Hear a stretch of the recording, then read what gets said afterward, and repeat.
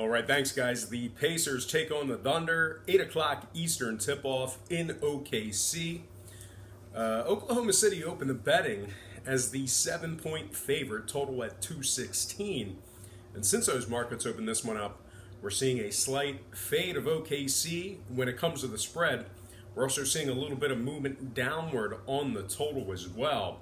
Spread moved down to 6.5, total moved down to 215 and a hook. So once again, OKC opened -7, down to -6.5.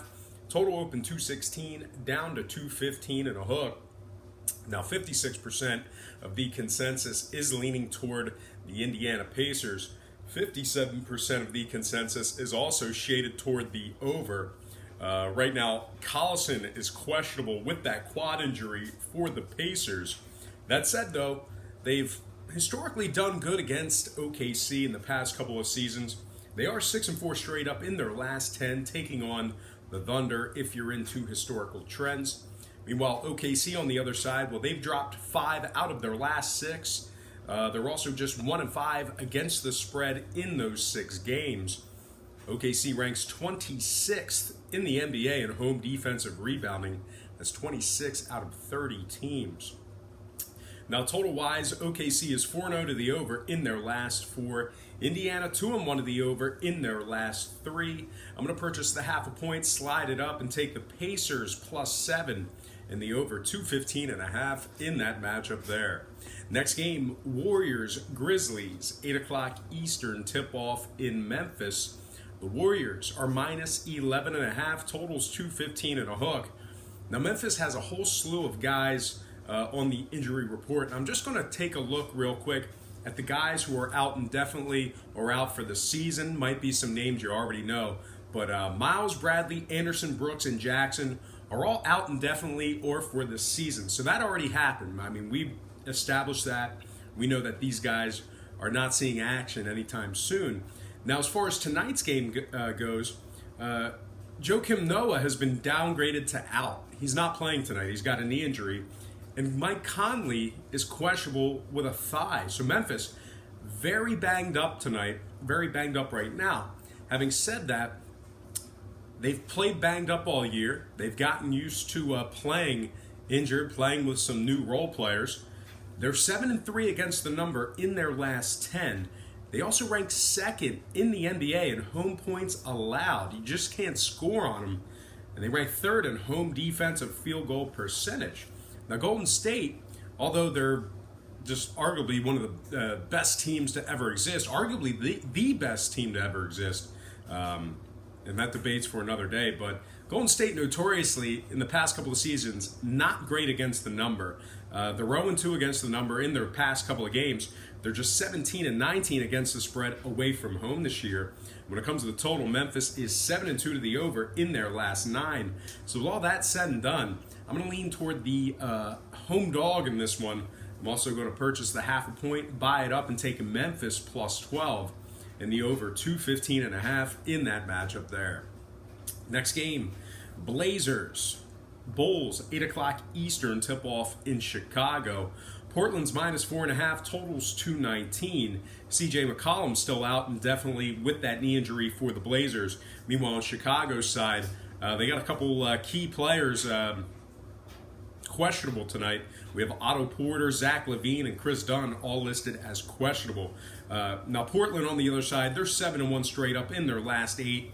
They're ranked third in the NBA in offensive rebounding. They're also second from the stripe.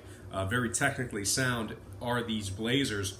Now, the Bulls on the other side, they're second to last in the NBA in home points scored. They're also second to last in home defensive field goal percentage. We're looking at 48.2% in that category there. Now, total-wise, Chicago's 5-3 to the over in their last 8. Portland 3-0 to the over in their last 3. I'm going to purchase the hook, slide it down, and take Portland -4 and the over 219 in that matchup there. All right, next game. It is going to be Wizards-Suns, 10 o'clock Eastern tip-off in the desert. It's actually the Talking Stick Resort, which I've never been to, by the way, but I heard it is beautiful. If you've been there, let me know in the comment section below. And let us know what type of games that they offer there as well, and what type of game you like to play. other than sports betting, of course. All right, Washington opened the betting in that matchup there, -3, total 230. And since those markets opened this one up, we've seen movement on both the spread and the total. We've seen a significant fade of Washington with regard to the spread, 1.5 point fade of the Wizards. We also saw movement upward on the total. That total moved up to 231. So once again, the Wizards open -3, down to -1.5. Total open 230, up to 231. 70% of the consensus is leaning toward Washington, 76% shaded toward the over. Right now, the Suns are -105 on the money line. Now, Trevor Ariza is listed as questionable for the Wizards. Meanwhile, for the Suns, Johnson and Jackson are both questionable for tonight. Phoenix has also dropped 6 out of their last 7 games. They rank dead last in the association in offensive rebounding. Now, total-wise, Phoenix is 7-3 to the under in their last 10.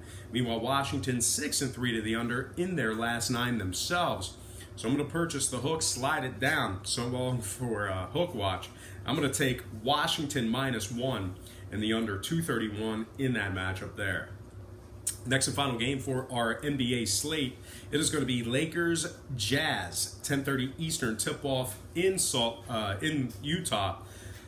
The Jazz opened the betting as the 12.5 point favorite. They're taking a little bit of money. They moved up to -13. So once again, the Jazz opened 12.5 up to -13. No total, no over/under as of yet. The Lakers have Reggie Bullock and Josh Hart listed as questionable tonight. Tyson Chandler is out. The Lakers are just 3-7 straight up in their last 10. They failed to cover in 7 out of those 10 ball games. Meanwhile, Utah on their side of things, they've successfully covered the number in 7 out of their last 8. They've won by double digits in all of those covers, by the way. Won by double digits. So they're just absolutely smashing bad teams right now. So with all that in mind, I'm going to take Utah -13, getting the job done against the number. And since we have no total, I think I'll take a shot at the score here. I'll go Utah 119, Lakers 105. Does that mean they cover? Yeah. 13, yep.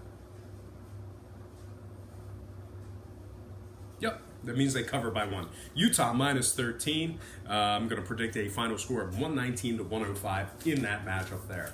All right, let's go ahead and slide into some college basketball. We do have some NIT action tonight for this Wednesday. So let's go ahead, and none of those games are even queued up on the board. Here are the regular games for Thursday. But anyway, we're talking about NIT tourney right now, and we're also talking about Coastal Carolina taking on DePaul. And that is going to be an 8 o'clock tip-off at the McGrath-Phillips Arena. Now, the Blue Demons of DePaul opened the betting as the 7-point favorite, total at 160. We're seeing a whole lot of movement in this matchup here. We're seeing movement toward DePaul when it comes to the spread. We also saw a 3-point move upward with regard to the total. That moved up to 163. So once again, DePaul open -7 up to -7.5. Total open 160 up to 163. 63% of the consensus is leaning toward Coastal Carolina. And at the moment, Coastal is +265 on the money line. Now, if you like the Chanticleers of Coastal Carolina down there in Myrtle Beach, South Carolina, beautiful. If you've never been down there, not a whole lot of options with regard to gambling. There are plenty of gentlemen's clubs, very nice ones, and a lot of golf. All the golf you can handle. So not a whole lot of gambling options, but certainly plenty of golf options. And if you're not a golfer, pick it up, because the prop betting opportunities when you're playing a round of golf are just endless. Endless possibilities. But anyway, if you like DePaul in this matchup here, they are 2-0 against the number in their couple of games played at the current point spread. They're also 8-6 ATS, taking on teams allowing more than 72 points per contest. Believe it or not, the Blue Demons of DePaul ranked 39th in the country in scoring. Very capable of putting up some points. They also ranked 30th in offensive field goal percentage. And pretty good when it comes to grabbing those boards. They're 54th in the nation in offensive rebounding. Now, total-wise, DePaul is 9-3 to the over, taking on teams allowing more than 70.